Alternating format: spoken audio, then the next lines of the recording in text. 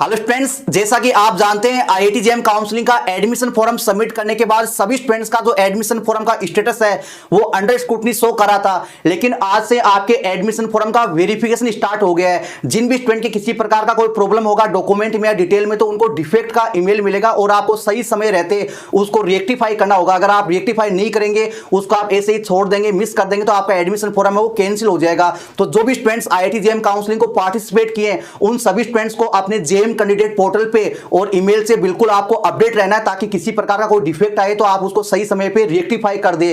तो डिफेक्ट का पता कैसे चलेगा, उसको रेक्टिफाई कैसे करना, उसको लेकर हम डिटेल से सेशन में चर्चा करने वाले हैं। तो सबसे पहले तो स्टूडेंट्स मैं आपको क्लियर कर दूं कि आप डिफेक्ट को चेक कैसे करेंगे।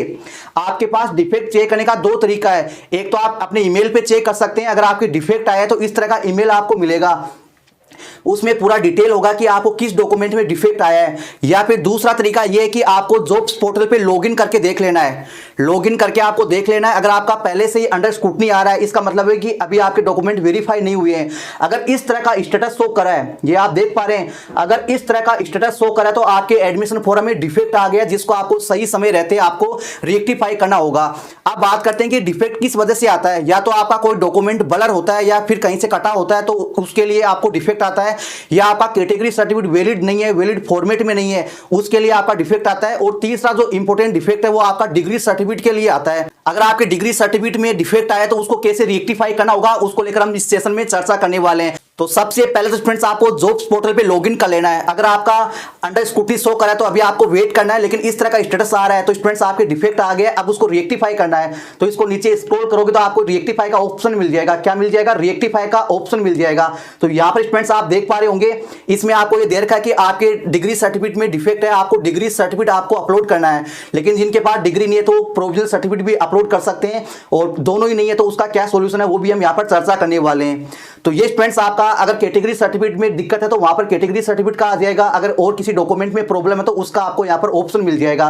तो अगर आपके पास वैलिड सर्टिफिकेट है, अगर आपके पास वैलिड सर्टिफिकेट है तो आपका ये ऑप्शन आ जाएगा। यहां पर स्टूडेंट्स आपको अपलोड कर देना है। जो आपने पहले अपलोड किया था उसको तो डाउनलोड करके आप चेक कर सकते हैं, लेकिन आपको नया फाइल आपको यहां पर सबमिट करना है और अपलोड करके आपको नीचे वाले टैब पे सबमिट पे क्लिक कर देना, तभी स्टूडेंट्स आपका फाइनल सबमिट होगा।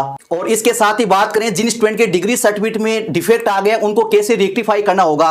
तो फ्रेंड्स आपको बता दें 2022 में, 23 में और 24 में प्रोविजनल सर्टिफिकेट एक्सेप्ट नहीं होता था।